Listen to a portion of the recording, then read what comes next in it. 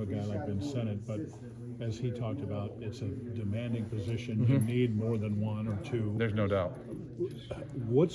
What's great for you? You get 3 ready to go, 4 ready to go. Yeah, I try. Well, first of all, I try to get them all in position to compete to play. Feel like with what we do, we need to probably have 4 in any particular year that are game ready to play. Whether they all make it onto the field or not is another question, and whether you have them all available at one time is another question. You know, at different points last year, I maybe had only 3 of them available, but that's just part of the virtue or the nature of the position. With injuries that you get or different points in development, and you never forget, guys develop through the spring, they develop through the summer, they also develop through the fall. So a guy that maybe wasn't in position at the beginning of last season, towards the end of the year, it's like, you know, this guy is ready to play more. I can maybe get him out there. Does that make sense? Yeah, for sure. Yeah. And finally, for me, you obviously spend a lot of time with Connor with the offensive line and the tie in there with the tight ends. How has that been for you guys growing now for the time that you've been here? It's been neat because I'm starting to really understand the terms that he wants to use, what his vision is of seeing it. When we go to install play and we're going over the script, he can say, hey, do you see that up there, Lepak? Look at the screen, see that on the script. Yep, I'll make sure that this, and that. Good. All right. We don't have to have a long, drawn-out conversation to make sure we're on the same page.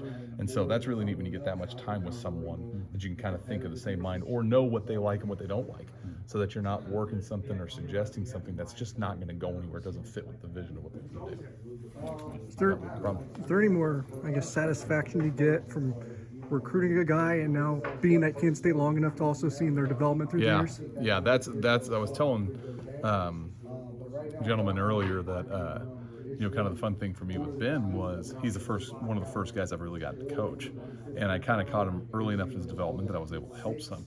These guys that are currently in, I've gotten to coach them from the day they walked on campus. Swanson not, but the younger guys I have, and so it's fun for me. Like, I know what Garrett Oakley and Braden Lofton, Will Ancio and Andrew Metzger looked like in their senior year in high school before they showed up, and then where their bodies have gone and what they understand and what they looked like in their first practice opposed to where they're at right now going into practice 7 of spring ball. And so that's awesome for me to get to see development.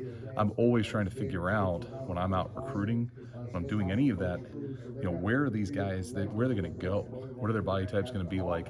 What's their personality and demeanor? What's that going to be when they're 20, 21, 22 years old? Because that's the game that we're playing. And that I'm always using that feedback of seeing that development process. So it's great for me. It's fun. It's a lot of fun. Is there anyone in your room where you think think about where they were last year to now? It's like, geez, that's a different person right now. Yeah, I think all of them in different dimensions are like that, right?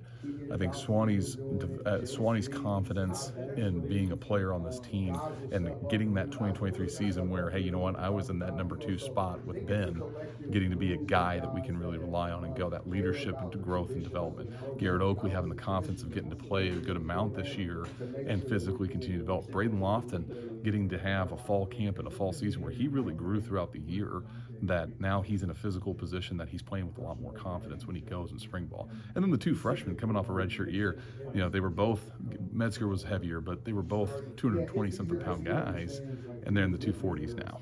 And they're bigger and stronger, and they're more confident with how they play. So maybe where they were a little timid on something in fall camp, now they're getting to it a lot faster and playing with heavy hands and hat.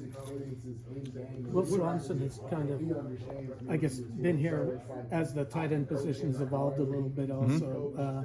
And how has he adjusted that, and how is he helping these other guys now learn the position? Yeah, he's adjusted really well. He's a really, really smart person. So Swanee's in the engineering college.